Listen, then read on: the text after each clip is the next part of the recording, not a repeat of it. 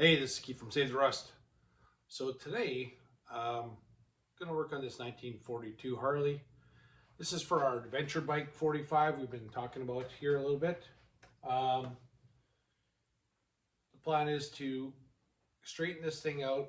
It's got some bends in it and use it to make like a kind of dirt bike off-road Harley 45 just to play around with. So follow along. Let's look at this frame first though. So I got this frame a few years ago. It came out of a shed. It had been sitting there for, I don't know, 20, 30, 40 years. The neck has some really ugly work on it. It's been welded. It's almost bubbled here, like how much weld they put in. So they cut it, I think, if I remember correctly, I measured it out. It's about 4 degrees difference. You can just see how ugly it is here. So instead of cutting all this out and trying to put it back to stock, I thought I'd just use it as it is. So, I mean, I could see it right off the hop, but this frame goes like this. That's normal. Not normal. That's just what I've seen countless times already. One of the other things right here, this is where the battery box mount is, and that's broken off or cut off. Someone cut that off with a torch. That's what it should look like. So cut this off, put this one on, or save this for another project and just weld on a piece of metal. We'll figure that one out. I tossed on this fender. This is one I had lying around. Got a couple of years ago. It's ugly. It's original. So, is it good enough for what I'm doing? Probably. I'm not even sure if I'm going to use it yet. And then I got it marked on here. It's bowed out. So we'll have to do a whole bunch of measuring. Bowed out here. The hole there.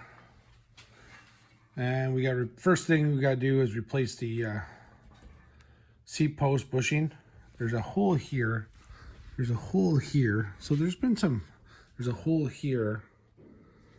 Where else? Anything else? So there's been a lot of different things happen to this frame over the last 80 years. It's got no seat pivot. There's that's what this should look like. That goes underneath. So figure out where that goes. This is for the tank.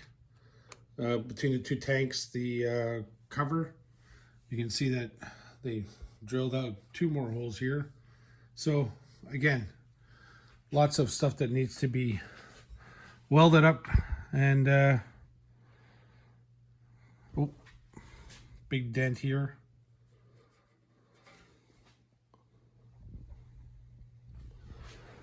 But you know what? For what we have in mind, this will do. No sense using a nice frame for this kind of stupid idea, but this will work. Let's get at it. So first order of business is getting a new seat post bushing put in, because in order for me to put it into this frame straightening jig that I had built a couple years ago, I need to have a seat post bushing in it and a new one, because of this pin will go through it, and there's a top bracket, etc., etc. But all the seat post bushings are usually wore out, and then what happens is it allows flex, it allows movement. So by putting a new one in, we get it's nice and tight, and because when I'm putting 4 to 8 tons of pressure on the neck to move it over to get it straight, you don't want any flex, well, as little as possible. So I think I got one over here. Just noticed it earlier. Seat post bushing from Colony. So what we'll have to do is clean this out. It's a little rusty in there. It didn't actually have one. It didn't have a seat post bushing when I got it. So so rusted in there. This is brass, and it usually just or bronze, and they usually just get wore out. That's the first time I ever got a frame with none in it. So let's clean it up and get it installed. So the first thing we gotta do is clean the inside of this spot for the C-post bushing. It will not go in right now. It's pretty rusty. So I got a bunch of different things we're gonna use, and let's get started on it.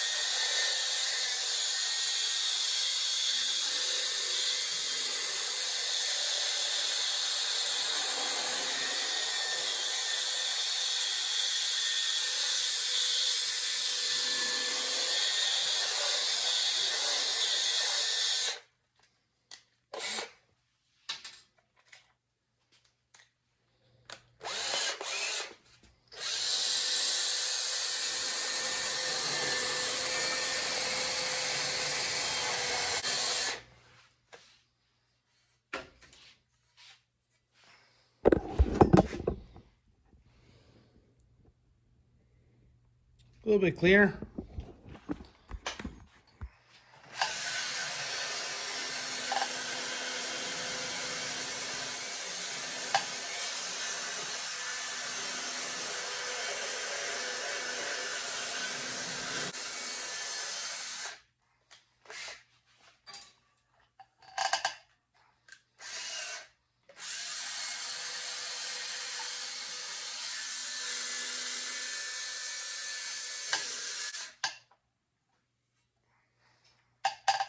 Let's try that. So we got it pretty clean. You can see how much stuff came out, how much rust. So we're gonna get the C-post pushing in.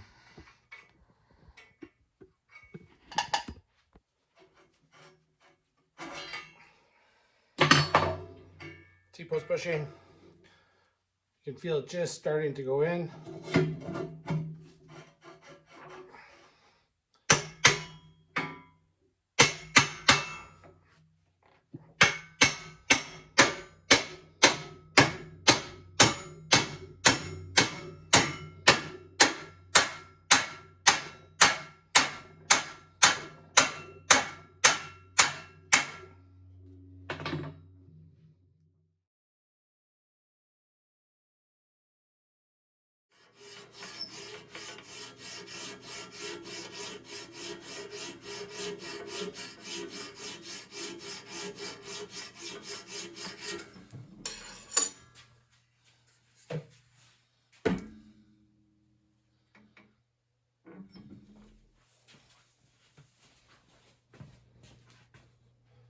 Always a time-consuming part of straightening a frame is getting it set up in the jig level. So you've seen a couple pictures. I leveled the table off front to back, so the table is perfectly flat. Now what I've done is I've sanded down the rear motor mounts and put the 4-foot level on it, and this is where I'm going to start. I got a couple bolts on the transmission that I'm going to start tightening down. I'll probably have to shim. So this will be probably, by the time I actually get to the point of having, being able to start straightening, you know, I'll have probably a half an hour or if not more into it, just getting it all level. So you're starting off perfectly level.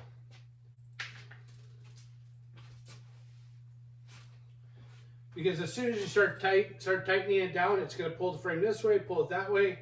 I mean, it's as you're tightening it, you're going to watch that bubble move over. So you want to just make sure it's perfect. So we got the frame all leveled out to the back engine mount using a 4-foot level.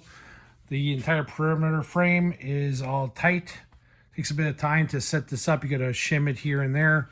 Every frame's a little bit different. You can see how this one's shimmed off a bit more on the edge. It's just how it pulls and pushes. But this is where we want to start with, is back frame has to be level. So we'll put the level on the front engine mount, and you can see just how much off it is. So if you look up the frame, you can just see how it just curves over. Really apparent in the back also. Especially if you look here, look. You can see how the neck protrudes out to the right. I mean, it also is horribly welded, but just wondering if you can see that. This is usually what I deal with.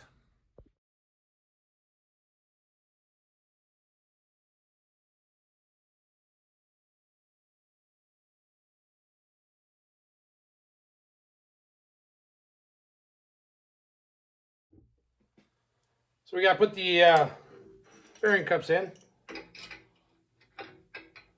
So we're just using a threaded rod and a couple of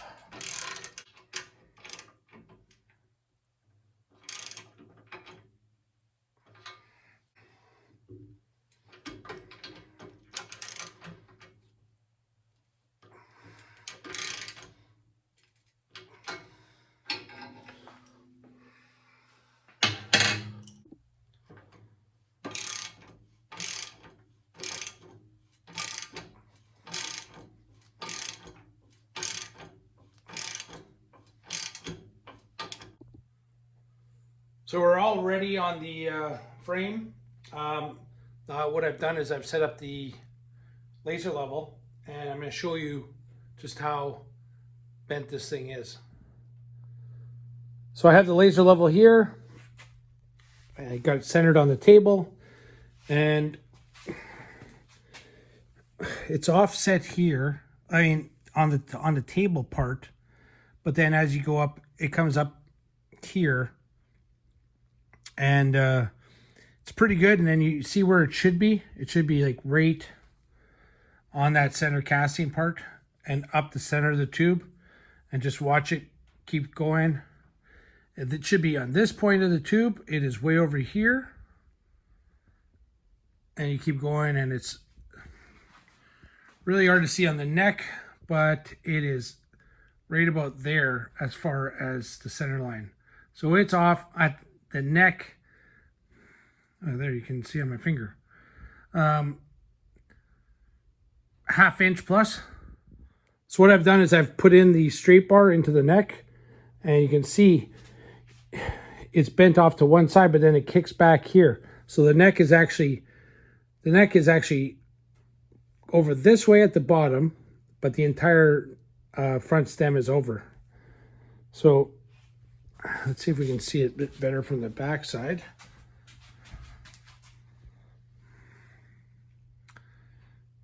No.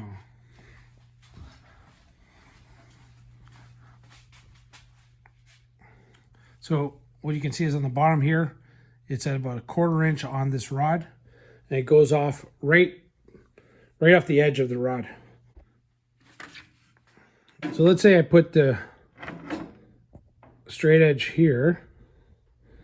It's about 1/2 inch kind of idea. If I I put it in the same position on the opposite side, you can see how close it is. So we're talking a 1/16 of an inch.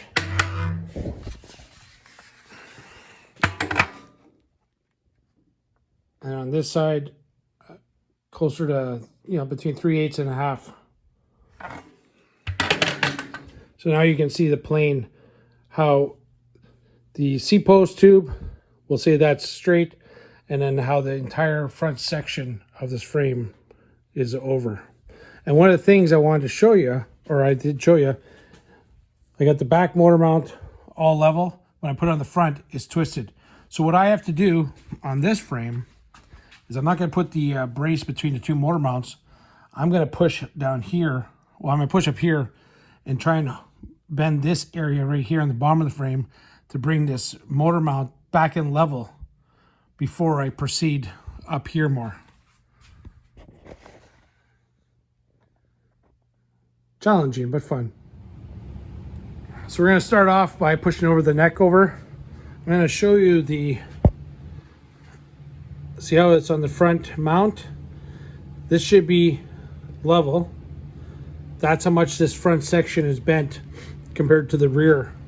So what we're going to do is I'm just going to show you as I pump this up how much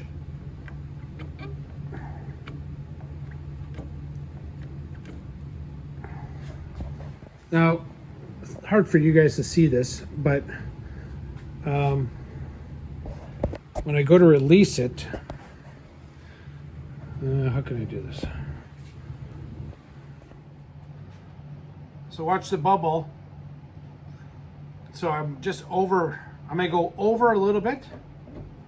You can see how it's, because you always have to go further away. And then I'm releasing the pressure now.